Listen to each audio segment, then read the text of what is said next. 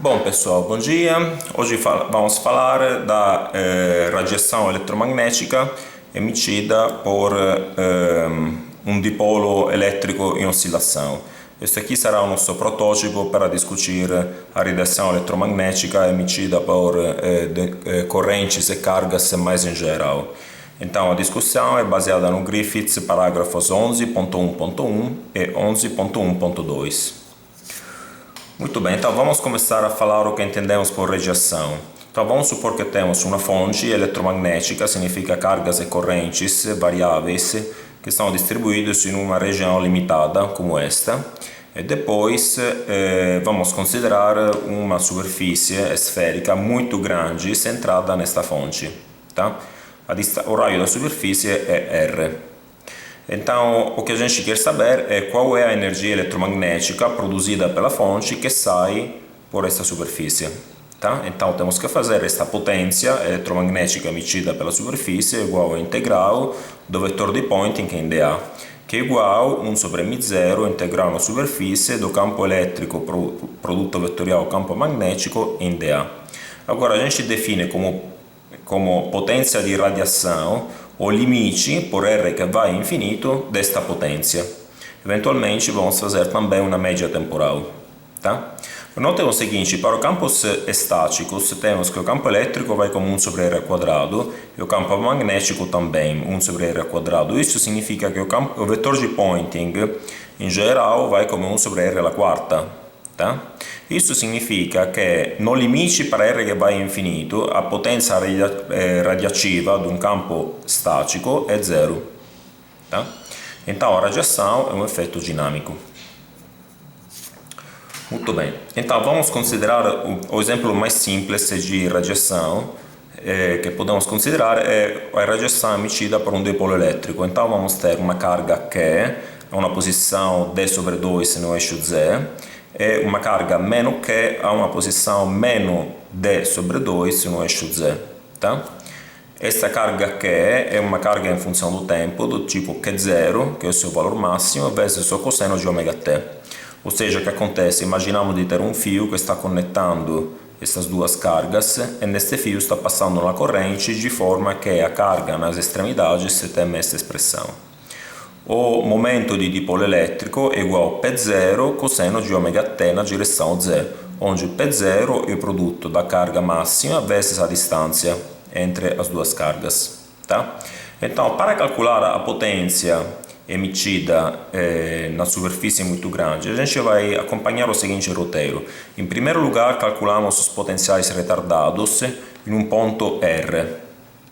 Depois calculamos os campos, e então calculamos o potencial, o vetor de Poynting e a potência emitida. Vamos usar as seguintes aproximações. A distância d entre as duas cargas é muito menor do comprimento da onda eletromagnética emitida por esta oscilação, que, por sua vez, é muito menor do raio da superfície que a gente está escolhendo para calcular a potência. Então, algumas definições, a gente considera R+, sendo a distância entre o ponto onde a gente está calculando o campo e a carga Q, e R- é a distância entre o ponto onde calculamos o campo e a carga meno Q. Então, o potencial escalar retardado é simplesmente a soma entre o potencial escalar retardado devido à carga Q e o potencial escalar retardado devido à carga meno Q. Então, temos a expressão V de RT igual a 1 sobre 4πε0, esse é sólido, vezes Q, vezes o cosseno de, e aqui temos que considerar ômega vezes o tempo retardado. Então, vai ser ômega de t menos R+ sobre C, dividido por R+.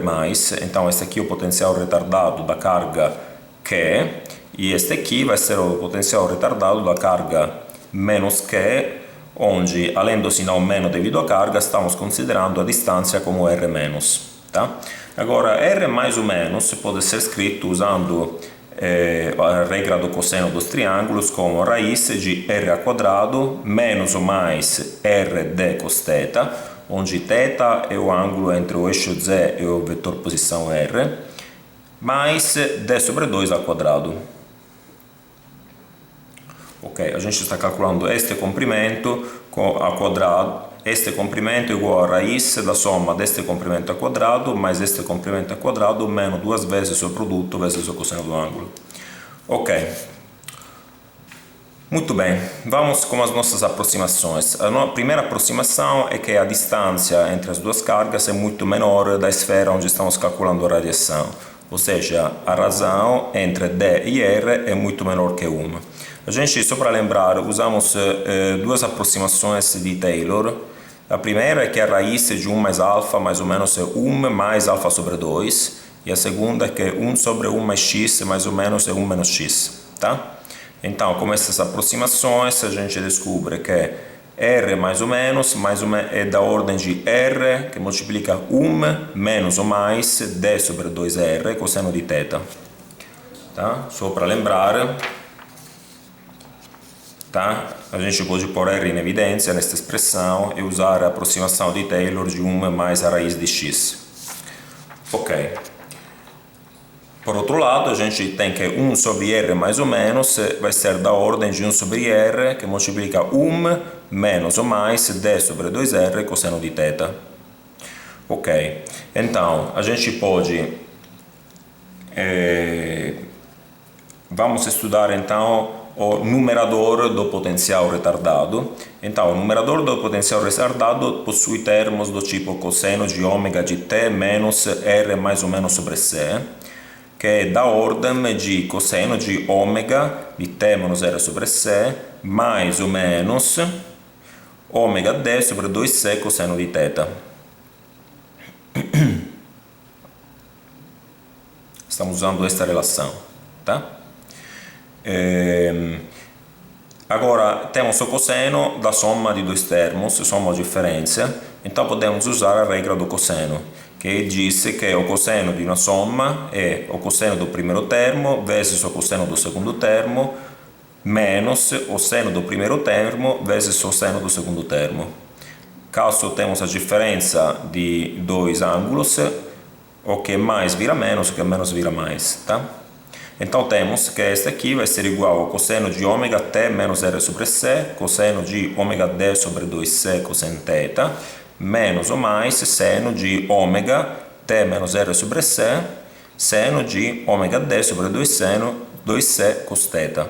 Tá? Esta é a primeira aproximação. A segunda aproximação é que a distância entre as duas cargas é muito menor do comprimento de onda. Isso significa que d é muito menor de C sobre ômega. Isso significa que neste cosseno, tá, no primeiro termo, o cosseno de ômega d sobre C é o cosseno de uma quantidade muito pequena, ou seja, é o cosseno de zero, aproximamos como 1. Tá? Então temos que esse termo vai ser cosseno de ômega t menos R sobre C.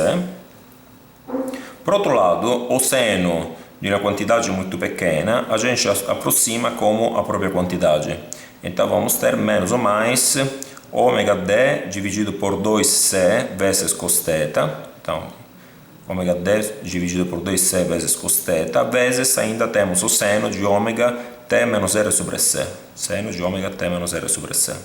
Então, juntando esta expressão que acabamos de encontrar com a aproximação que podemos fazer do denominador, ou seja, de 1 sobre R, a gente tem que o potencial na posição, na distância R, ângulo θ, tempo t, vai ser P0 vezes o cosseno de θ, vezes 4 dividido por 4π ε0r, e depois temos que multiplica os únicos termos que estão sobrando nessas aproximações serão menos ômega sobre C, seno de ômega t menos R sobre C, mais 1 sobre R, cosseno de ômega t menos R sobre C.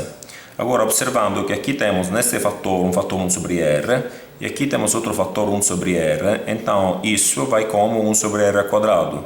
E lembrando que quando temos termos que no vetor de Poynting vai mais rapidamente de 1 sobre R ao quadrado, podemos negletar.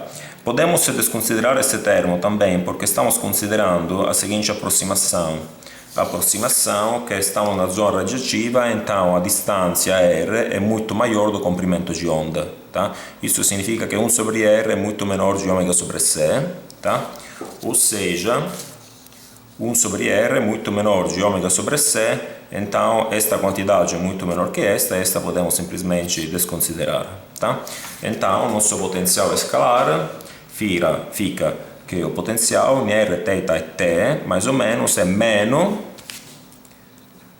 lembrando que está sobrando, temos este sinal meno, depois temos P0 sobre 4π ε0, então P0, 4π ε0, C é ômega no numerador e C no denominador, que vem daqui, tá? E no final temos cos θ sobre R, temos cos θ sobre R, e no final o termo oscilatório seno de ômega T menos 0 sobre C. Seno de ômega T menos 0 sobre C. Muito bem. Este aqui é o nosso potencial escalar. Agora temos que considerar o potencial vetor retardado. Para fazer isso, com uma pequena diferença de notação, a posição onde calculamos o campo é sempre R, só que agora consideramos a distância R minúsculo entre o elemento di corrente DI e o vettore onde estamos considerando, a posição onde estamos considerando o campo. Tá? Então, em primeiro lugar, consideramos a corrente, que é a derivada da carga rispetto ao tempo na direção Z. Tá? Então, é meno que 0 ômega seno de ômega t na direção Z. Agora o potencial vettore retardado vai ser μ0 sobre 4π integral entre meno d sobre 2 e d sobre 2 in dz. Então, integral lungo a linha onde está passando corrente. O numerador vai ser I que é 0 ômega seno de ômega t menos R sobre C, né?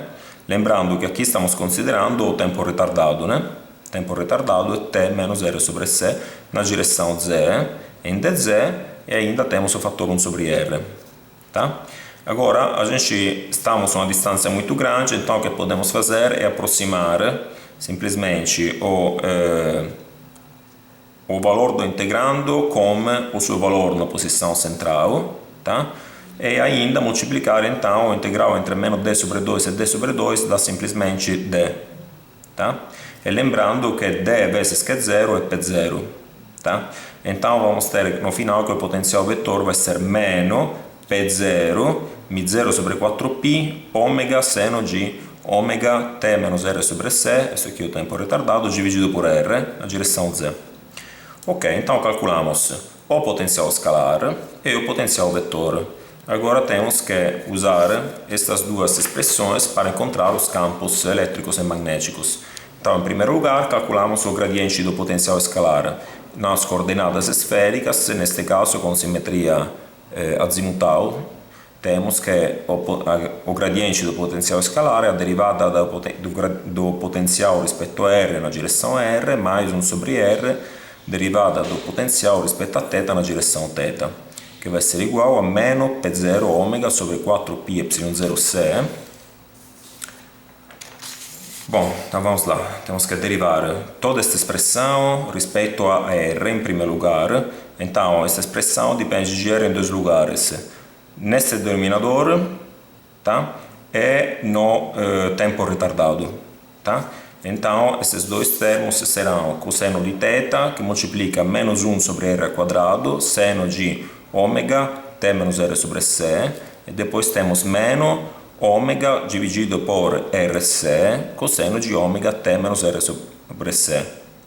Tudo isso na direção R.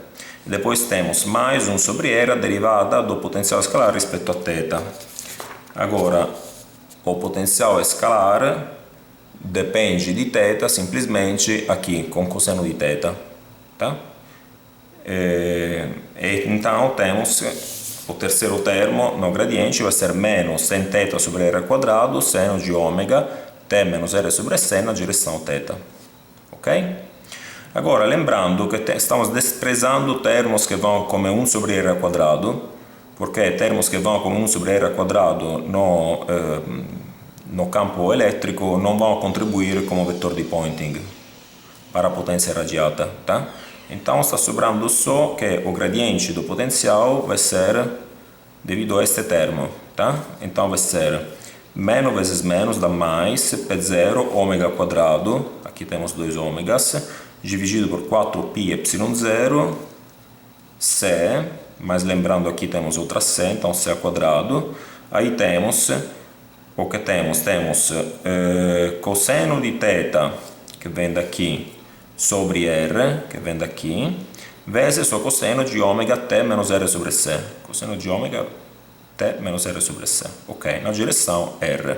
Então, este aqui é, nas nossas aproximações, o gradiente do potencial escalar.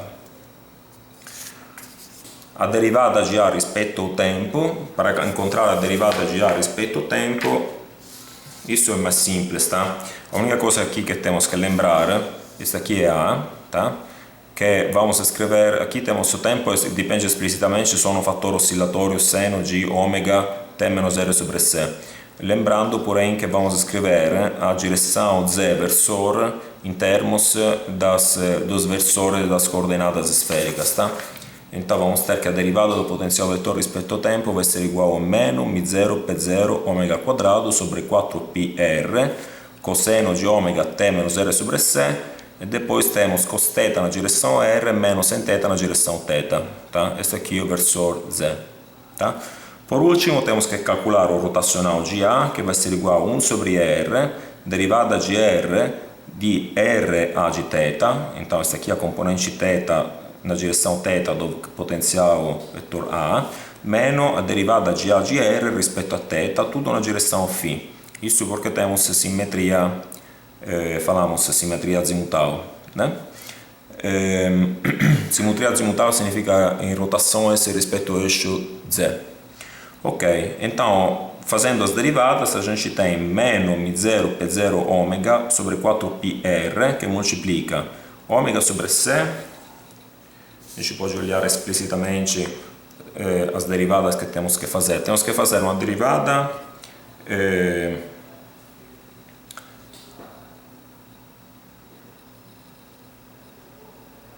ok, então novamente a gente vai ter que escrever o versor z em termos de cosseno θ, tá? E fazer as derivadas.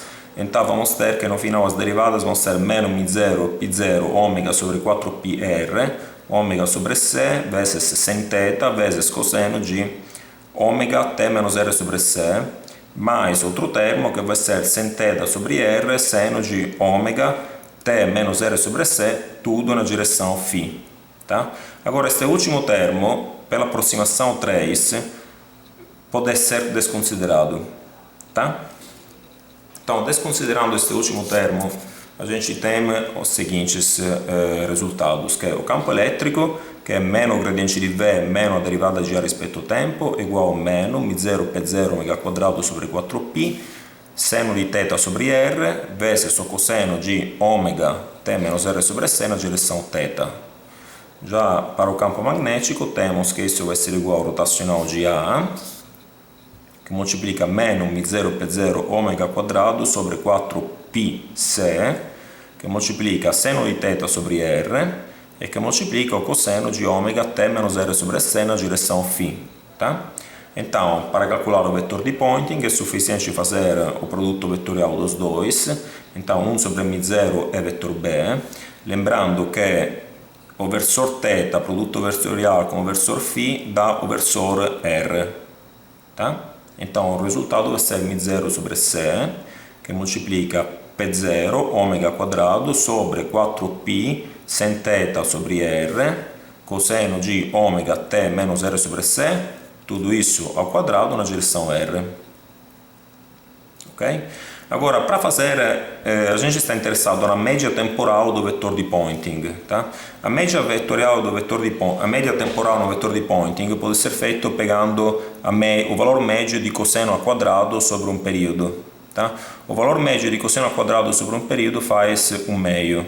Então a gente tem que a média do vetor de Poynting vai ser μ0 P0 ao quadrado ômega elevado alla quarta sobre 32π ao quadrado C vezes seno ao quadrado θ sobre R ao quadrado na direção R. Tá? Para calcular a potência, temos que integrar a potência média sobre o período, temos que integrar este valor na superfície grande que estamos considerando. Tá? Então, a gente tem simplesmente que os fatores constantes colocamos por fora da integração de superfície, vai ser igual a μ0 P0 ao quadrado, ômega alla quarta sobre 32 π ao quadrado C. Aí temos um integral na superfície de sen ao quadrado θ sobre r ao quadrado, e depois temos o elemento de superfície, que é r ao quadrado sem θ di θ di φ. Ok? Então, r ao quadrado e r ao quadrado se simplifica, está sobrando o integral na superfície de sen ao quadrado sen θ di θ di φ, que